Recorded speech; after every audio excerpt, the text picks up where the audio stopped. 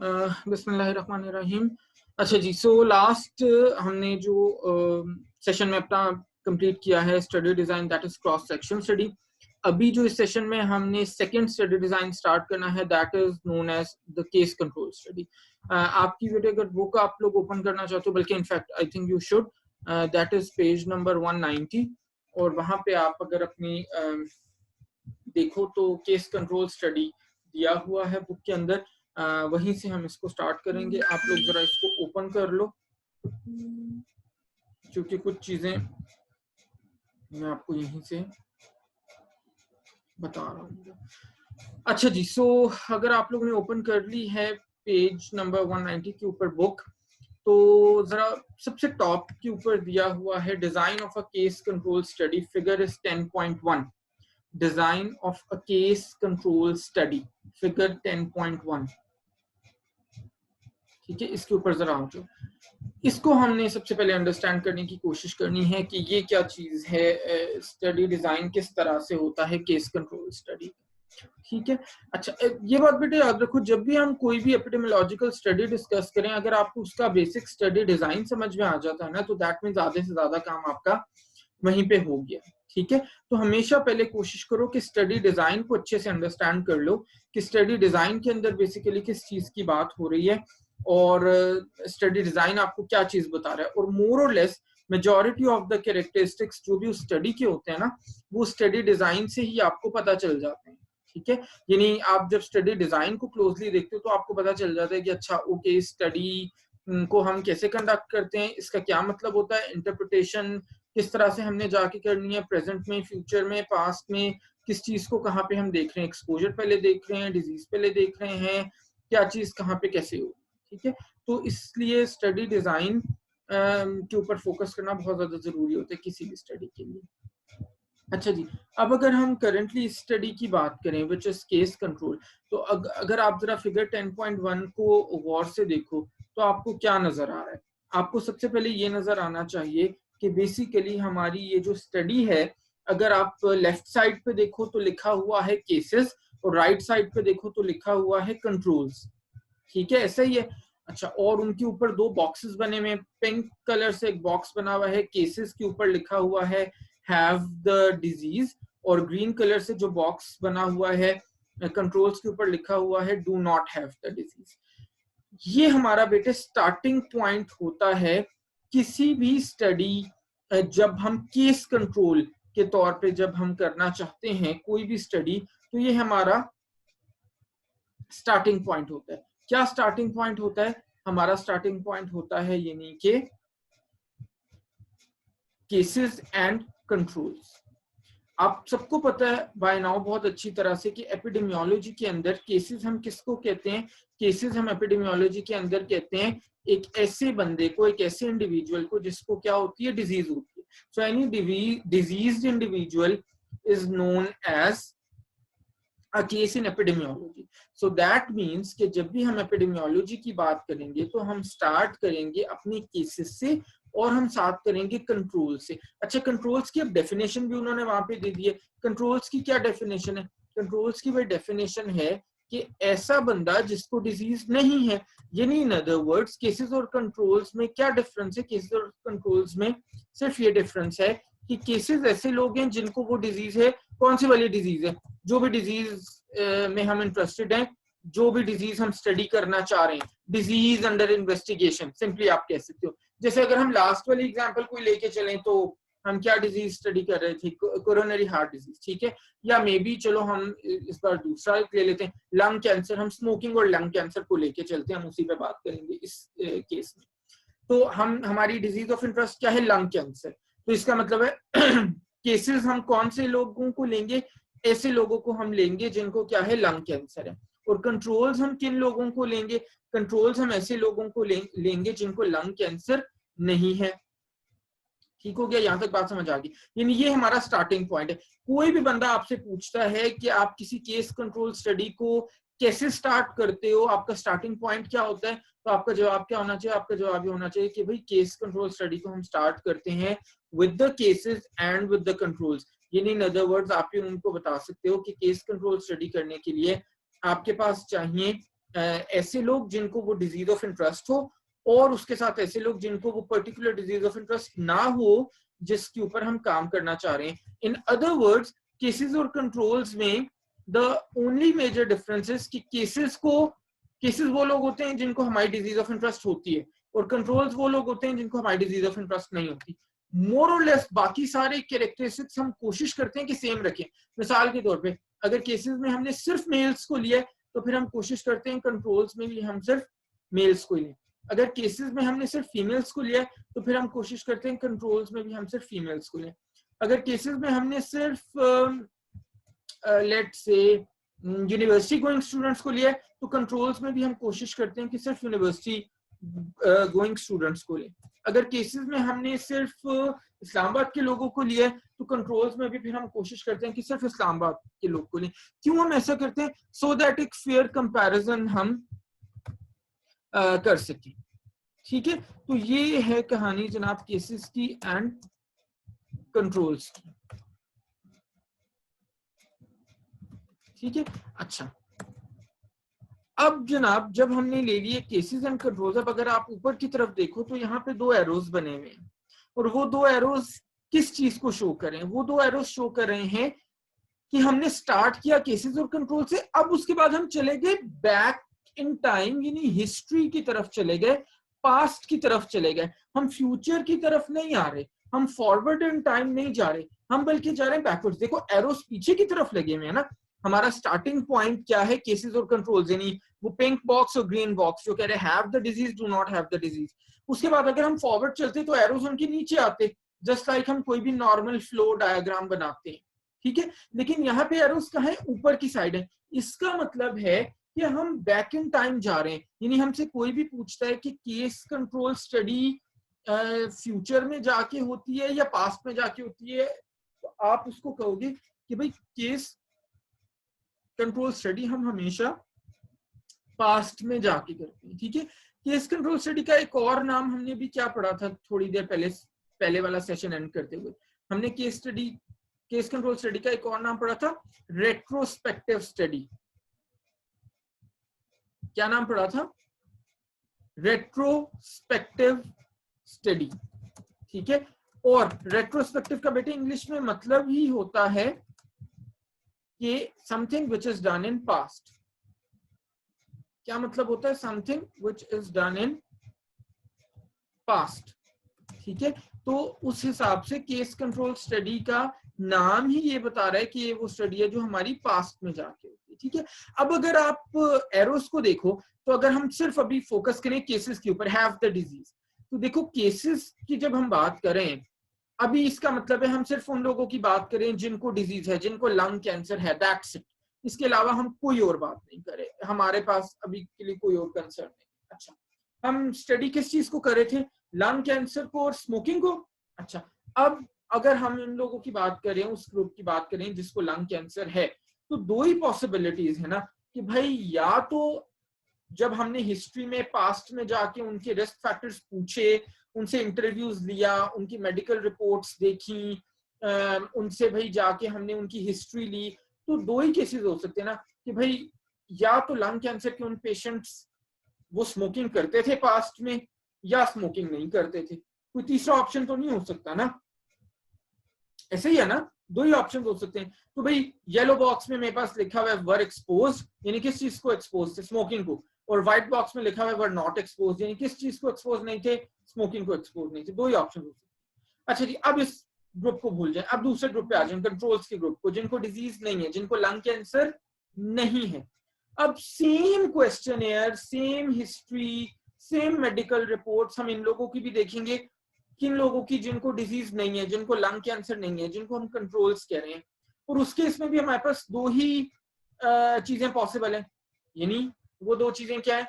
या तो उन लोगों को जिन लोगों को लंग कैंसर नहीं था, या तो वो स्मोकिंग करते थे वर एक्सपोज्ड, या वो स्मोकिंग नहीं करते थे वर नॉट एक्सपोज्ड। तो फिर दो ग्रुप्स बन गए। यानी इसका मतलब है जब हम केस कंट्रोल स्टडी खत्म करते हैं तो एज यूजुअल किसी भी एपिडेमियोलॉजिकल स्टडी की तरह हमारे पास चार ग्रुप्स बन जाते हैं। और वो चार ग्रुप्स कौन से होते हैं भाई? वो चार ग्रुप्स वही होते हैं। पहला ग्रुप क्या है जिसको हम ए कहते होते थे? ए ग्रुप क्या है? भाई इनको सर डिजीज भी है। जी जी फातिमा। सर अब्दुल हमीद का वेटिंग लिस्ट में नाम आ रहा है, अच्छा, मैं उसको मैं कर दूँ, ठीक है। सो वो 4 ग्रुप्स कौन से थे जनाब? वो 4 ग्रुप्स होते थे हमारे। ए ग्रुप हम किसको कहते थे? वो लोग जिनको डिजीज भी है और जो एक्सपोज भी हुए थे। क्लियर? डी हम किसे कहते थे? भाई जो एक्सपोज भी नहीं हुए थे, जिनको डिजीज भी नहीं थी। बी हम किसे कहते थे? बी हम कहते थे जो एक्सपोज तो हुए थे लेकिन उनको डिजीज नहीं थी। और सी हम किसे कहते थे? जो एक्सपोज नहीं थे लेकिन फिर भी उन बेचारों को डिजीज थी। तो यही बिल्कुल वही 4 सिंबल्स जो हम क्रॉस सेक्शन में डिनोट करते थे, बिल्कुल वही 4 सिंबल्स और बिल्कुल वही ग्रुप्स हमारे उसी तरह से केस कंट्रोल में भी बन जाते हैं। ठीक है, फर्क क्या है, डिफरेंस क्या है? भाई बहुत जमीन आसमान का डिफरेंस है। क्रॉस सेक्शनल स्टडी में, उसको हम प्रेवलेंस स्टडी भी कहते हैं, क्रॉस सेक्शनल स्टडी में हम डिजीज और एक्सपोजर को at the same time determine कर रहे होते हैं। केस कंट्रोल स्टडी में तो भाई हमें पहले ही पता है डिजीज किसको है और डिजीज किसको नहीं है। हमने स्टार्ट ही उससे किया ना भाई। हमने केसेस ले लिए, लंग कैंसर वाले पेशेंट्स ले लिए 50 लेट से, और 50 कंट्रोल्स ले लिए, 50 ऐसे लोग ले लिए जिनको लंग कैंसर नहीं है, और फिर पास्ट में जाके उनसे उनका history, interview, questionnaire, medical reports, XYZ जो भी था वो हमने दिया। ठीक है, तो ये डिफरेंस होता है। अच्छा जी,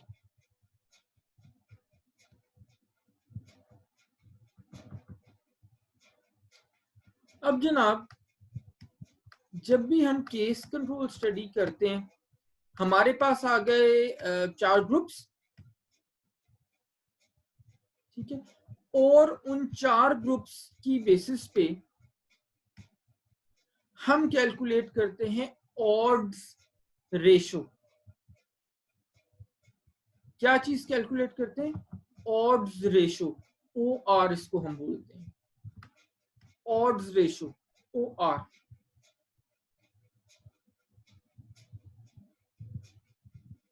ठीक है, OR हमें क्या बताता है? ऑड्स रेशो हमें क्या बताता है? ऑड्स रेशो या OR हमें ये बताता है कि जो ग्रुप के अंदर, जिस ग्रुप में लोग एक्सपोज्ड थे उस पर्टिकुलर रिस्क फैक्टर के लिए, उसके अंदर डिजीज डेवलप होने के ऑड्स कितने थे। ऑड्स हम इंग्लिश में कहते हैं प्रोबेबिलिटी को, लाइकलीहुड को, किसी चीज के अकर करने का जो चांस है उसको हम क्या कहते हैं? Odds ratio, OR।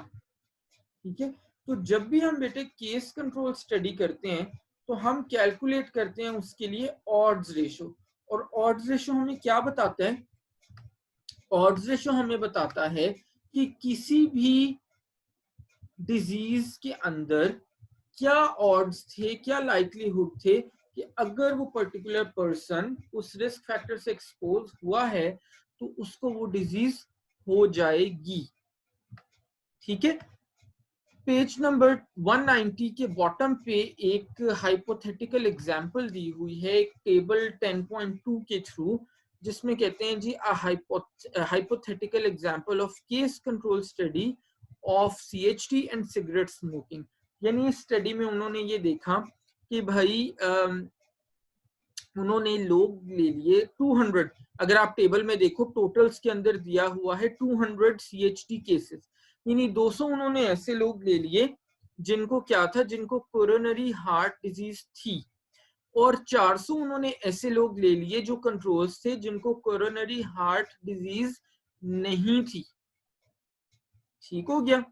अच्छा, अब जब जनाब उन्होंने पास्ट में जाके उन लोगों को भी देखा जिनको कोरोनरी हार्ट डिजीज थी और उन लोगों को भी देखा जिनको कोरोनरी हार्ट डिजीज नहीं थी, तो उन लोगों को क्या पता चला? उन लोगों को ये पता चला कि भाई ऐसे लोग जिनको कोरोनरी हार्ट डिजीज थी और वो सिगरेट भी पीते थे, वो कितने लोग हैं? वो हैं 112। कितने लोग हैं वो? 112। और ऐसे लोग जिनको जो सिगरेट नहीं पीते थे और स्टिल उनको कोरोनरी हार्ट डिजीज हो गई, वो कितने लोग थे? वो 88 थे। ठीक है, अब दूसरी तरफ ऐसे लोग जो सिगरेट पीते थे और उनको डिजीज नहीं थी, वो कितने लोग थे? 176 थे। और ऐसे लोग जो सिगरेट भी नहीं पीते थे और उनको कोरोनरी हार्ट डिजीज भी नहीं थी, वो कितने थे? 224 लोग। तो उन्होंने जरा परसेंटेज कैलकुलेट की सिगरेट स्मोकिंग की, केसेस में भी और कंट्रोल्स में भी। कैसे कर सकते हैं भाई? टोटल 200 है ना, उस 200 में से कितने लोग स्मोकिंग करते थे? 112। तो मैंने 112 को मल्टीप्लाई कर दिया 100 के साथ, मेरे पास आ गया, मैंने क्या किया, 112 को मल्टीप्लाई किया किससे? 100 से, मेरे पास आ गया 11200। इसको मैंने डिवाइड कर दिया 200 से, तो मेरे पास क्या आ गया? 56। या आप नीचे देखो, परसेंट स्मोकिंग सिगरेट्स क्या आ गया? 56। अच्छा, ऑन द अदर हैंड अब कंट्रोल्स को मैं ले लेता हूं। कंट्रोल्स में कितने लोग थे बेटे जो सिगरेट पीते थे? 176 थे। कितने थे? 176। तो 176 को मैं मल्टीप्लाई कर दूंगा 100 से, 176 को मैं मल्टीप्लाई कर दूंगा 100 से, तो क्या आ जाएगा मेरे पास? 17600। और इसको डिवाइड में कर दूंगा 400 से, क्योंकि टोटल कंट्रोल्स कितने थे? 400। तो ये कितना आ जाएगा? 44%।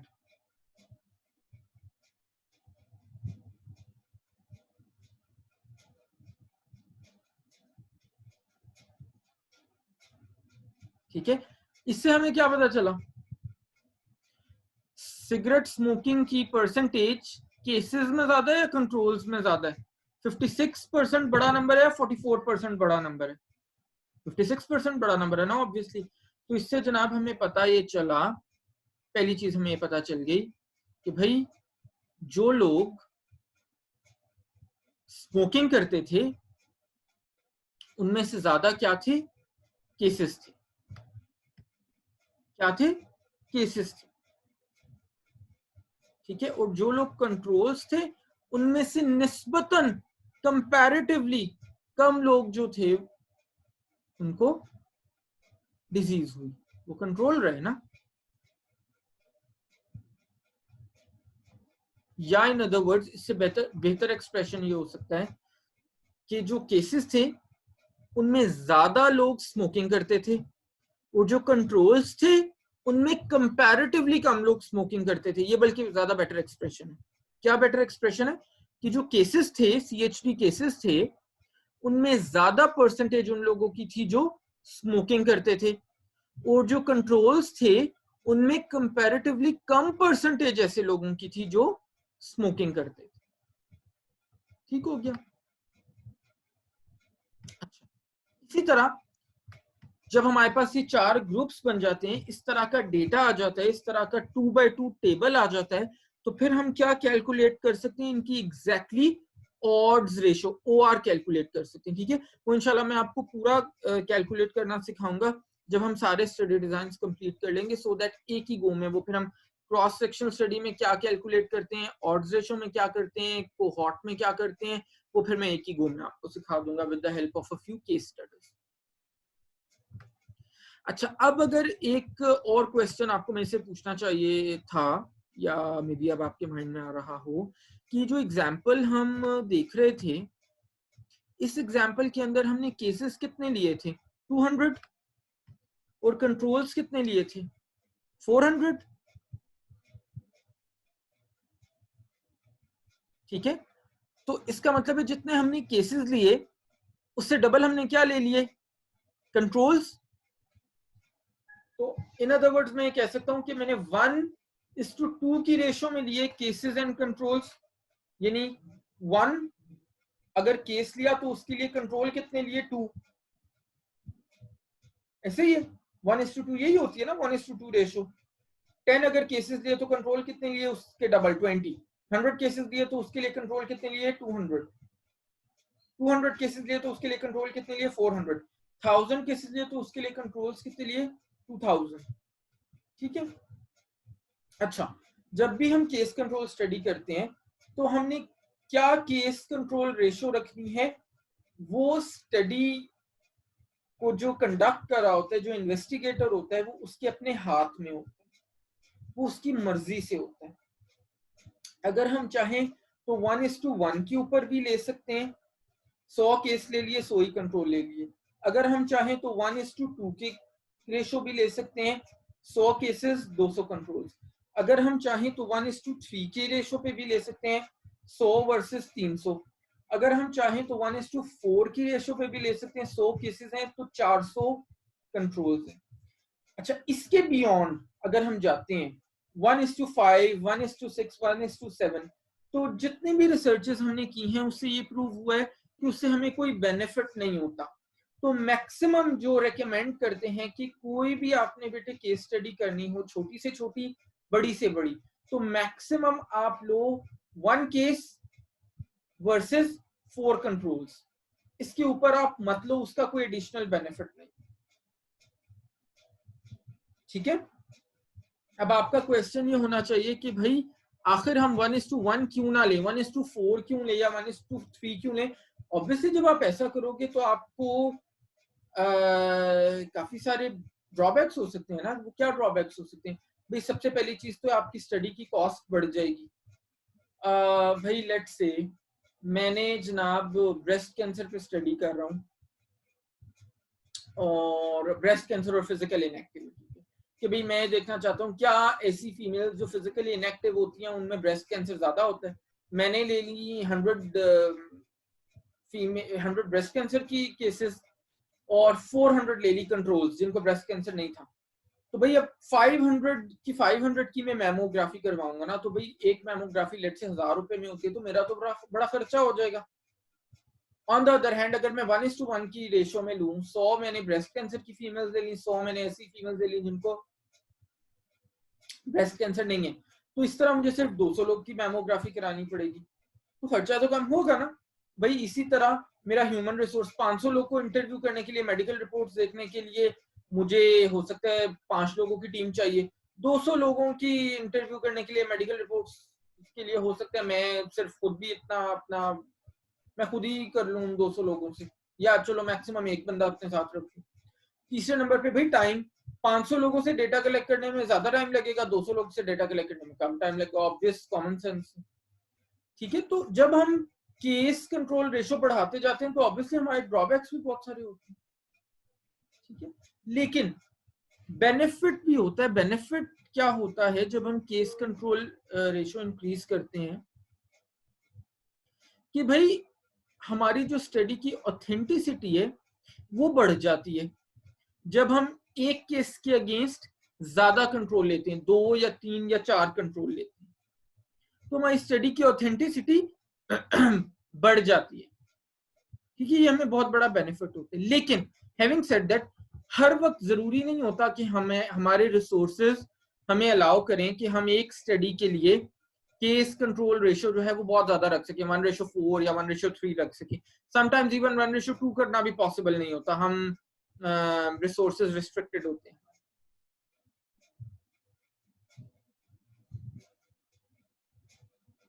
ठीक है, तो ये चीज को बेटे आपने अपने माइंड में बहुत अच्छे से बिठा लेनी है कि कंट्रोल्स के अंदर हम मैक्सिमम 4 कंट्रोल्स पर केस लेंगे, इससे ज्यादा हम इसके बियॉन्ड लेना कोई बेनिफिशियल नहीं होगा। अच्छा, मेरा आपसे एक क्वेश्चन है, पेज नंबर 191 देखो अपनी बुक का, पेज नंबर 191, और उसके टॉप पे एक टेबल दिया हुआ है, history of use of artificial sweeteners in bladder cancer cases and controls. एक और स्टडी दी हुई, नहीं ये हाइपोथेटिकल नहीं है, ये एक्चुअल स्टडी है। अच्छा, एक और स्टडी दी हुई है जिसमें उन्होंने देखा कि भाई जो लोग आर्टिफिशियल स्वीटनर ज्यादा यूज करते हैं, क्या उनको ब्लैडर कैंसर ज्यादा होता है या कम होता है। यहाँ पे टोटल केसेस दिए हुए हैं कितने, 3000, और टोटल कंट्रोल्स कितने दिए हुए हैं, 5776। कोई बंदा मुझे बता सकता है कि यहाँ पे केस कंट्रोल स्टडी में क्या रेशो यूज हुई है, किस रेशो से उन्होंने केसेस और कंट्रोल्स को लिया है।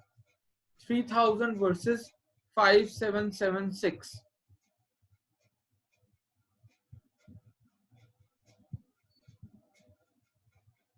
3000 वर्सेस 5776।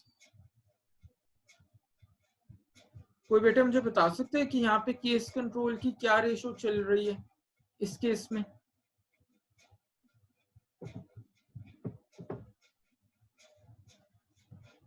एनीवन वॉलंटरली ट्राई कर लो, कोई थोड़ा सा गेस कर लो, कुछ कोशिश कर लो, कोई खतरनाक सजा तो नहीं है।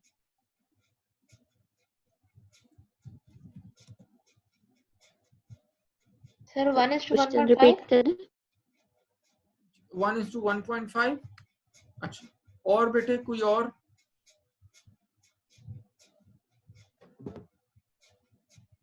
जी एनी अदर? अच्छा, आई थॉट कि तो मैंने बड़ा सिंपल सा क्वेश्चन पूछ लिया है।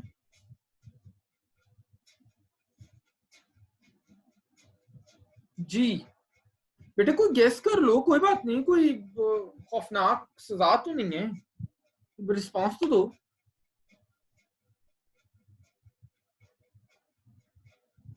एनीवन? जी अब्दुल हमीद।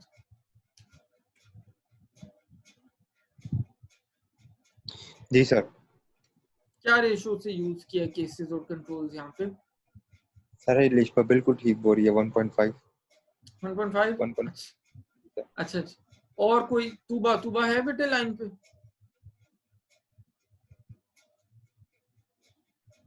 Yes sir. जी बेटे। सर मैं तो एक वाइल्ड गेस 1:2 करने लगी थी, लेकिन अब दो ठीक है, लोगों ने 1.5 कह दिया। हो सकता है वो दो लोग गलत हों बेटे। क्यों आपको 1:2 क्यों लग रहा है? सर जब उनको सर बस ऐसी वेरिएबल्स को देख के वो 3000 और 5776 6000 के काफी करीब है ना, तो अगर हम इसको सिंपलीफाई करके 3000 वर्सेस 6000 कर लें तो दैट्स 1:2। सर 1.9। 1.9 फातिमा कह रही है। ओके, हाँ कैलकुलेटर पे 1.92 आ रहा है। यस। अच्छा ओके ठीक है। और वरीशा है बेटे? Excuse me sir. जी जी जी बेटा जी। सर ये 2/3 भी तो है ना, 2:3। 2:3 नहीं, 2:3 क्यों होगा? केसेस तो देखो हमने हमेशा 1 पर केस लेते हैं ना, तो पर केस का मतलब है कि केस तो हम 1 की रेशो में लेंगे। ठीक है, अच्छा जी। कोई और बेटे, और कोई बताएगा? कोई गेस करना चाह रहा है या you know any smart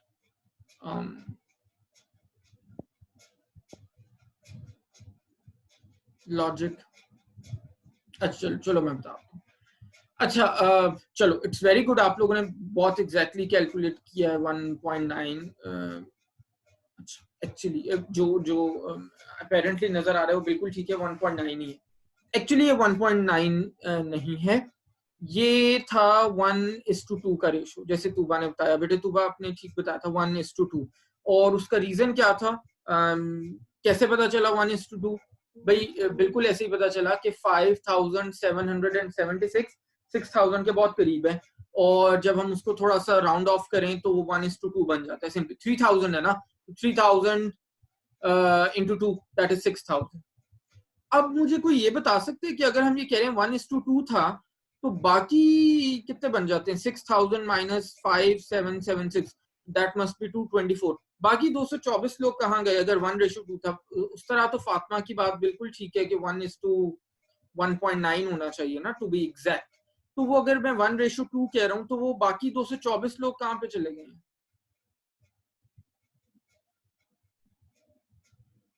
sir मर गए होंगे। ठीक है, ओके, और कोई? ठीक है, गुड। और कोई? सर ऐसा हो सकता है कि मतलब वो कंट्रोल से केसेस बन गए हों? नहीं, वो देखो ये तो हम बेटे पास्ट में जाके उनकी हिस्ट्री ले रहे हैं ना, तो इस वक्त तो है ही वो कंट्रोल्स, वो तो हम पास्ट में जस्ट एक्सपोजर देख रहे हैं उनका, वो नहीं हो सकता इस केस में। हाँ, क्रॉस सेक्शन स्टडी होती तो वो बिल्कुल पॉसिबिलिटी थी। फातिमा इज क्वाइट क्लोज, उसने तकरीबन बिल्कुल ठीक बता दिया है। थोड़ा सा उसको बेटर टर्म्स में कोई बता सकते? एक टर्म हमने बड़ी यूज की थी पिछले लेक्चर्स में कुछ में, वो बताया ठीक है फातिमा ने, उसको क्या उनको फॉलो अप नहीं किया होगा। गुड गुड गुड, हाँ नहीं फॉलो अप हमने किया था, लॉस टू फॉलो अप हो गए, वो लॉस टू फॉलो अप हो उन्होंने गए। ट्रैवल कर लिया होगा। हाँ, किसी की डेथ हो गई, किसी का हमें रिकॉर्ड नहीं मिला प्रॉपर, XYZ, ये फैक्टर्स हो गए, ठीक है। तो ये यानी वो जो 224 लोग थे, जब हमने उनको एज कंट्रोल तो पहले ले लिया, हमने उनको अपनी स्टडी में सिलेक्ट कर लिया। हमने जब स्टडी शुरू की तो हमने एग्जैक्टली 3000 लोग ले लिए अपनी स्टडी में केसेस, और 6000 हमने ले लिए कंट्रोल्स। अब उन्होंने कहा जी, हमने उनसे कॉन्सेंट भी ले लिया, उन्होंने कहा हाँ जी भैया हम बिल्कुल आपके साथ कोऑपरेट करेंगे, स्टडी में पार्टिसिपेट करेंगे XYZ। जब हमने स्टडी शुरू की तो भाई उसमें से 224 लोग है ना, तो लेट से 100 लोग किसी की एक्सीडेंट में डेथ हो गई, किसी की कोरोना से डेथ हो गई, किसी की XYZ किसी भी चीज से डेथ हो गई, बाकी 124 लोग बच गए। 24 लोग जी कंट्री से बाहर चले गए, उनका वैसे ही हमारा कांटेक्ट ही खत्म हो गया।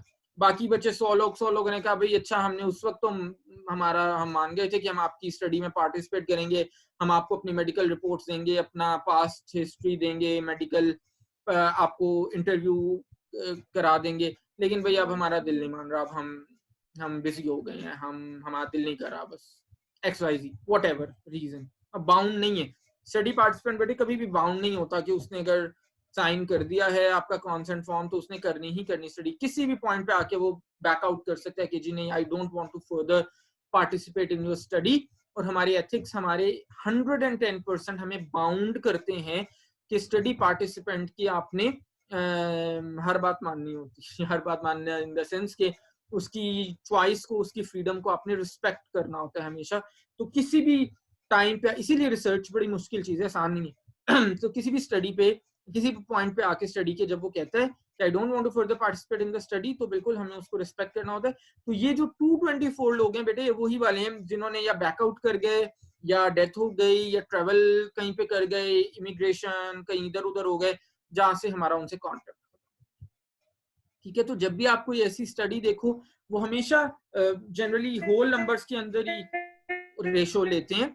जो लॉस हो जाता है उनका, वो फिर ये होता है कि जनाब उसकी रीजन यही होती है कि वो लॉस टू फॉलो अप हो जाता है, जिसकी वजह से कुछ जो पार्टिसिपेंट्स हैं वो आपको अपेरेंटली कम नजर आते हैं। जैसे इस केस में 6000 की बजाय आपको 5776 नजर आ रहे थे, ठीक है बेटे। That's it from today. Time बिल्कुल खत्म हो गया, कुछ सेकंड्स का रह गया।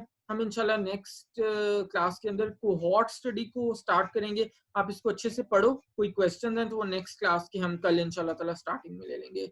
Until then, take care. Allah. Sir एक क्वेश्चन बेटे कल इंशाल्लाह, कल टाइम खत्म हो गया। अल्लाह।